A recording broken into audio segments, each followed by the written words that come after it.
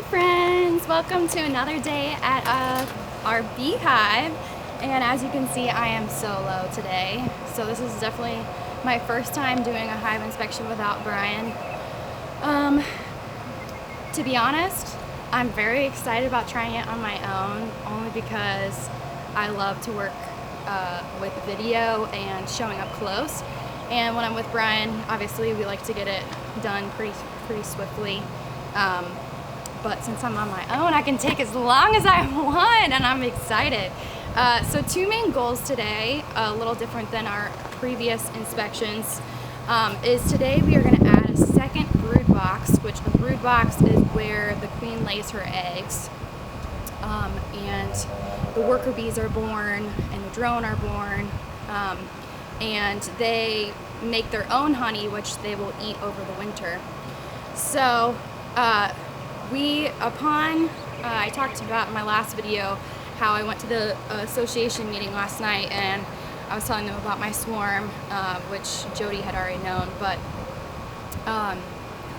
they said it was probably due to a space issue, not because of any other things that I was thinking, but just because the queen has no place to lay her eggs, because they've literally filled up every single frame with comb with honey, and it's completely stocked. So with that being said, when she starts running out of room and she doesn't have any place to lay her eggs, that poses a problem, and obviously they were not too happy.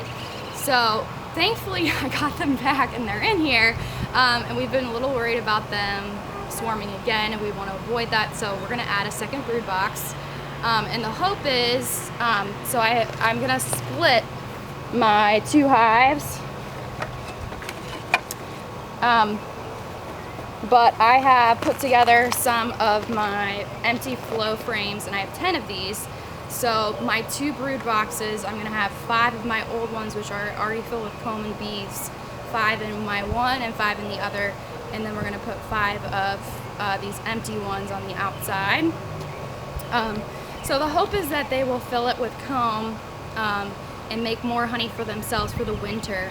But the only thing is, Jeff and Jody were talking to me about how about this time of year they do stop making comb, and so they start slowing down as far as making the comb.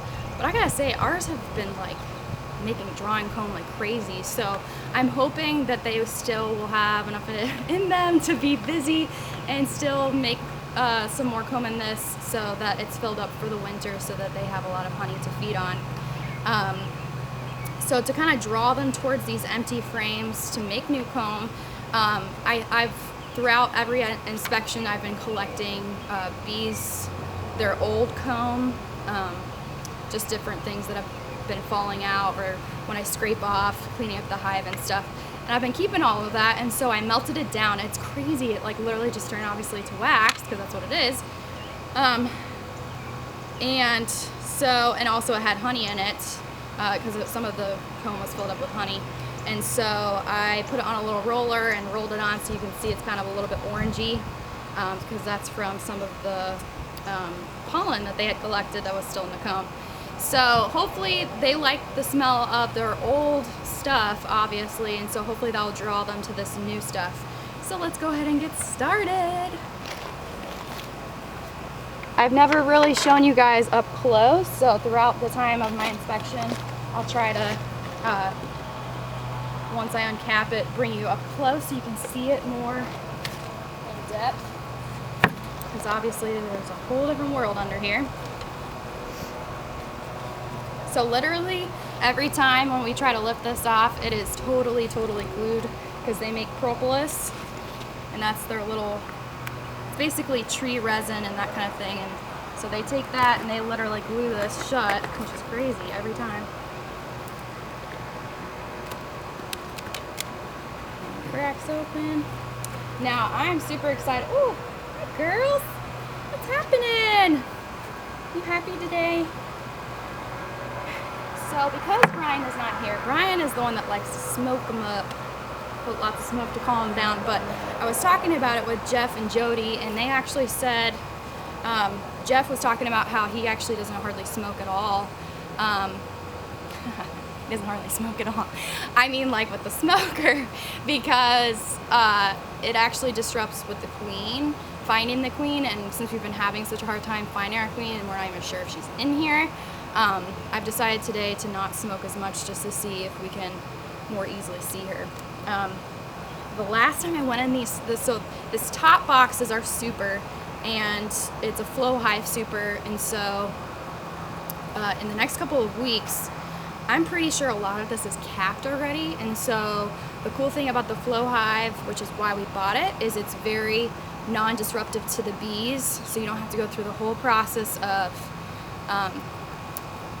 going through the extraction honey process like a normal Langstroth hive, because literally all I'll have to do is just put a key in this top part, and then when you turn it, then because of the technology of these plastic frames and what the flow hive people came up with, it literally like kind of splits a little bit and then the honey starts to flow, which is crazy. So it kind of uncaps the cappings of what they've created with the beeswax, and then the honey starts flowing down. So let's see these babies if they got anything going on.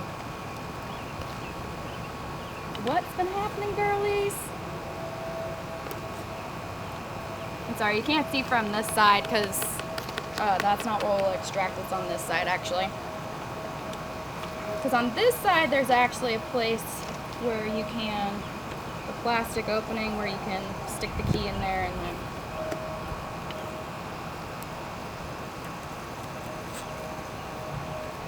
hey, girlies.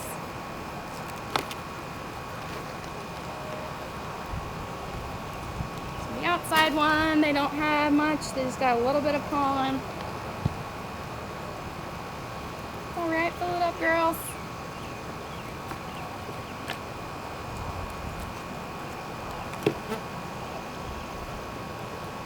Middle ones, where the action's happening.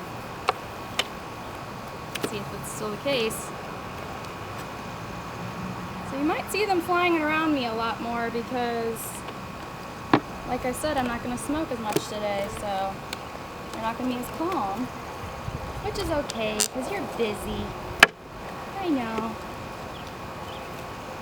I want to see you in your true nature, or maybe not.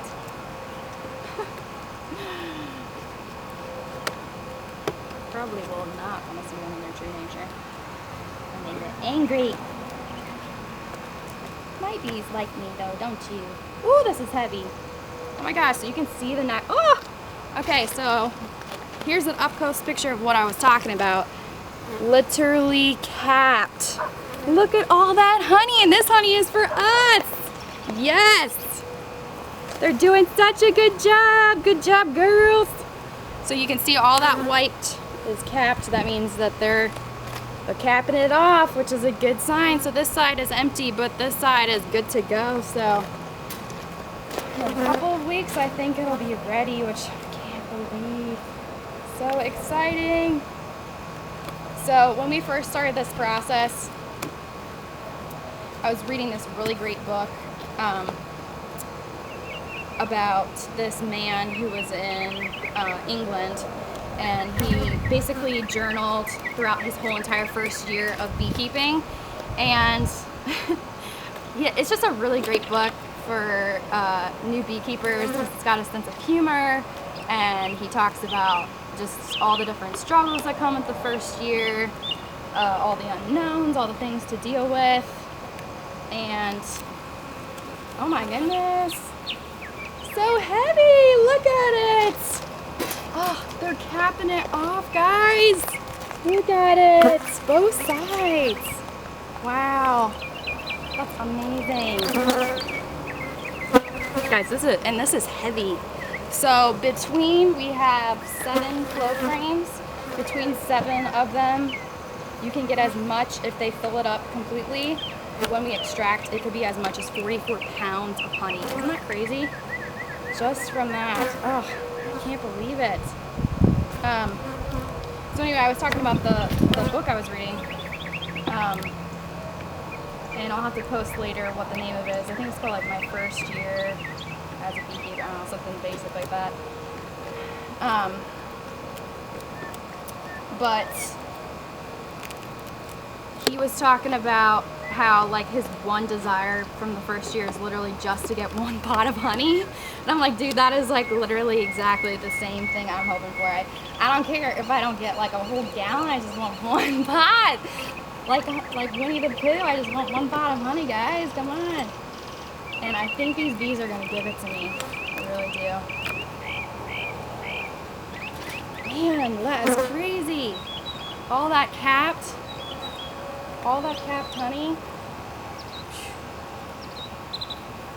All right, so that's 1, 2, 3 of them. They're filling up. And I'm assuming this next one is gonna have the same thing.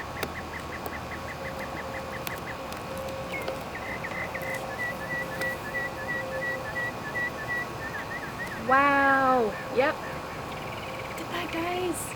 Killing it. All right, so 4. I think it's just mainly the outside ones that they haven't really gotten started on yet. Let's see if this one.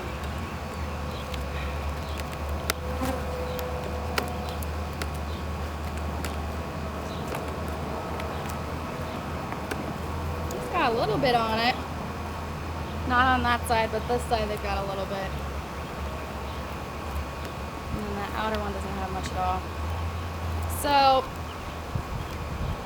it is like, oh my gosh, it is so hot. Like, I'm literally dripping with sweat.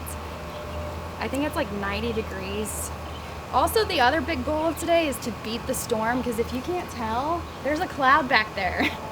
And that's a cumulonimbus, and I guarantee you that it's going to start pouring.